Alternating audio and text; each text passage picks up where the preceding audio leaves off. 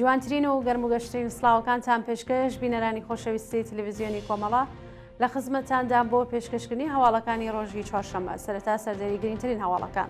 کۆبوونەوەی خانشینکراوان لە کرماشان، ناڕزایەتی خەڵکی ورمێ لە ئاسکەمی ئاو، کۆبوونەوەی دایکانی دادخوازی سنە لەسەر مەزاری پەیمان منبەری، ونبوونی گەنجێکی خەڵکی مەریوان پاش بانکران بۆ ئیدارەی ئیتلاعات، خۆپیشاندانی خەڵکی ناوچە داگیرکراوەکانی ڕۆژاوای کوردستان دژ بە تورکیا، کۆبوونەوەی ماڵدزراوانی ڕێگان خودرۆ لە تاران، دەست بەسەرکردنی کچێکی بالێریەن و ڤیۆلەنژەنێک لە تەجریشی تاران و کۆبوونەوەی ئێرانیانی ئازادی خواز لە بەردەم وەزارەتی دەرەوەی سوید.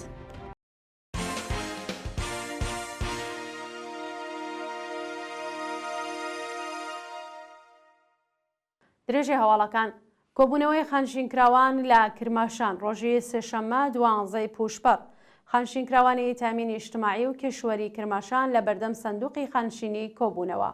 بەپێی بانگەوازێکە لە ڕۆژانی ڕابردوودا بڵاو کرابووەوە بڕیار بوو کۆبوونەوەی هاوبەشی خانشینکراوانی کرماشان بەڕێوە بچێت.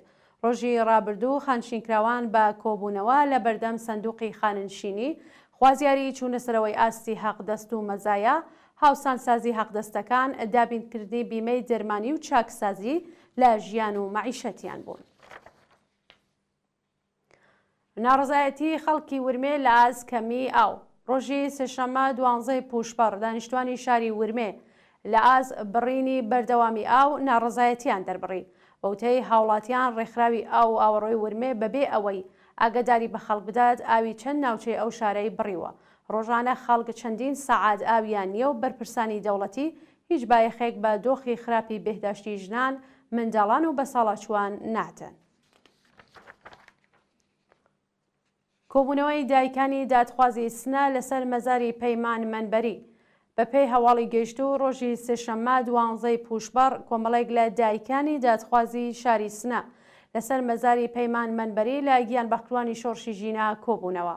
بەوتەی سەرچاوەکانی هەواڵ دایکانی دادخوازی شاری سنە هاوکار لەگەڵ ساڕۆژی لەدایکبوونی پەیمان منبەری مەراسمێکیان لەسەر مەزاری ئەو نەمرا بەڕێوە بردووە. دایکانی دادخواز لەسەر مەزاری ئەو گیان بەخت کردووە بۆ جارێکی دیکە پەیمانیان نوێ کردەوە و ڕایانگەیان کە دەنگ بە کوژانی ڕۆڵەکانیان نادەن و داوا لە خەڵکی ئازادی خوازی ئێران دەکەن بۆ جارێکی دیکە هەڵبژاردننی سەرۆکۆماری بایکۆت بکەن.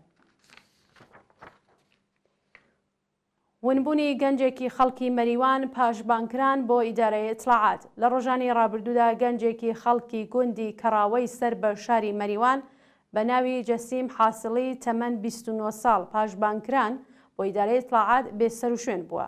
بەپێی زانیاریەکان ڕۆژی پەنجشەممەی هەفتەی ڕابردوو جەسیم حاسڵی هاوڕێ لەگەڵ دۆستێکی بۆ ئیدارەی ئیتلاعاتی مەریوان بانگێشت کراوە و پاش چەند سەعات لێپرسینەوە ئازاد و گەڕاوەتەوە دوکانەکەی لە چوارڕێیانی بایەوە، بەڵام پاش چەند کاتژمێر بێسەر و شوێن بووە و هیچ زانیاریەک لەسەر چارەنووسی لە بەردەستا نییە.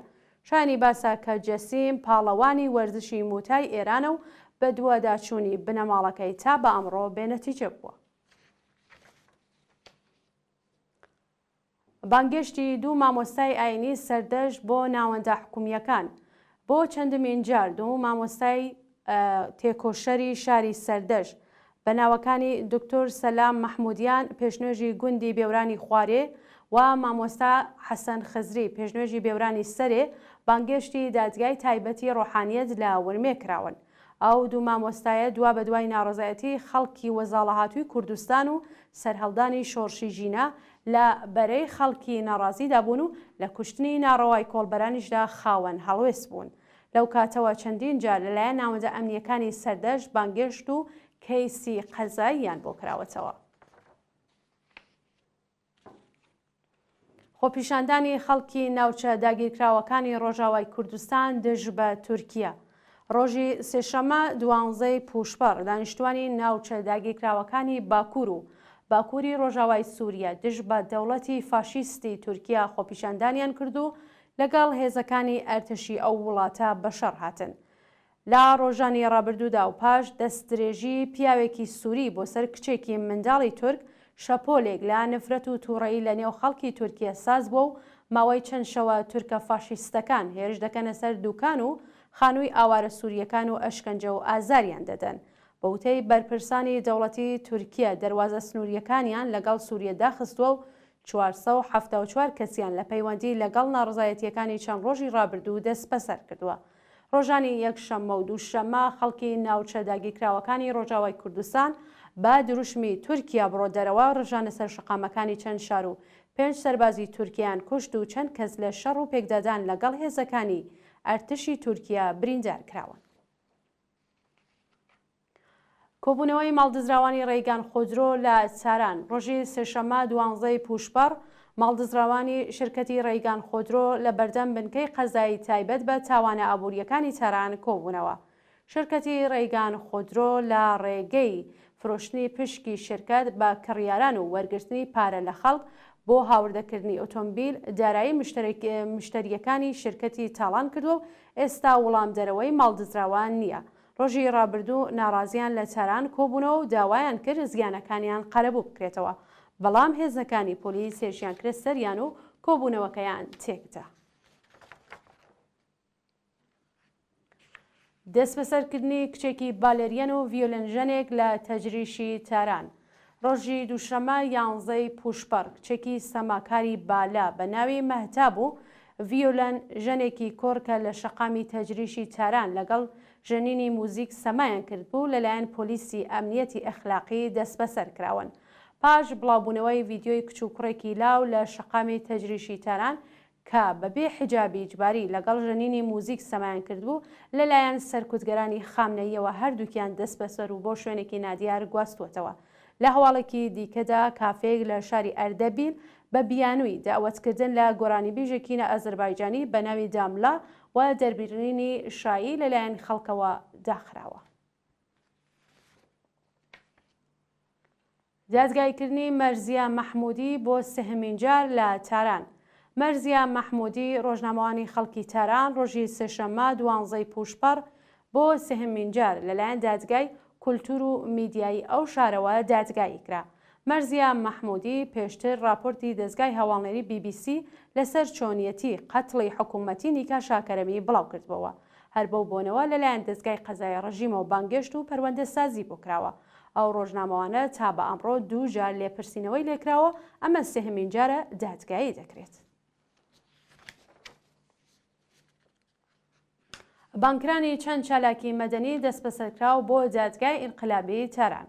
ڕۆژی سێشەممە 12 پوشپەڕ چەند چالاکی مەدەنی بەناوەکانی سەعید مینایی، مرتزا پەروین جەڤاد، باقر حاجیزادە، ئەیاز سەیفخاه و کەماڵ نووری لە زیندانی ئێڤینەوە بۆ دادگای ئینقلابی تاران گوازرانەوە. ئەو 5 چالاکە مەدەنیە ئازەریە هاوڕێ لەگەڵ چەند شارۆمەندی دیکە کۆتاییەکانی ڕێبەندانی ساڵی ڕابردوو لەلایەن ناوەندە ئەمنیەتیەکانەوە لە شارەکانی ئەردەبیل، مشکین شار، ڕەشت، ورمێ، چەورێز، ئیسلام شار، کەرەج و ئاستارا دەست بەسەر و بۆ زیندانی ئێڤین ڕاگوێزرابوون. بڕیارە ڕۆژی چوارشەممە 13 پوشپەڕ جەلسەی دادگاییکردنی ئەو 5 چالاکە مەدەنیە لە لەقی 15 دادگای ئینقلابی تاران بەڕێوە بچێت.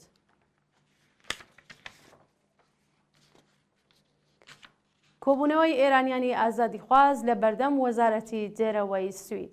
ڕۆژی سێشەممە 12 پوشپەڕ کۆمەڵێک لە ئێرانیانی ئازادیخواز لە بەردەم وەزارەتی دەرەوەی سوید کۆبوونەوە خوازیاری ئازادی ئەحمەد ڕەزا جەلالی بوون. بەشداربوونی ئەو چالاکیە بە بەدەستەوەگرتنی وێنەی ئەحمەد ڕەزا جەلالی، بەندکراوی مەحکوم بە ئیعدامی مانگرت و ئازادی حەمید نووری جنایەتکاری دەهەی 60 و مامەڵەکردنی لەگەڵ 2 شارۆمەندی سویدیان بە توندی شەرمەزار کرد.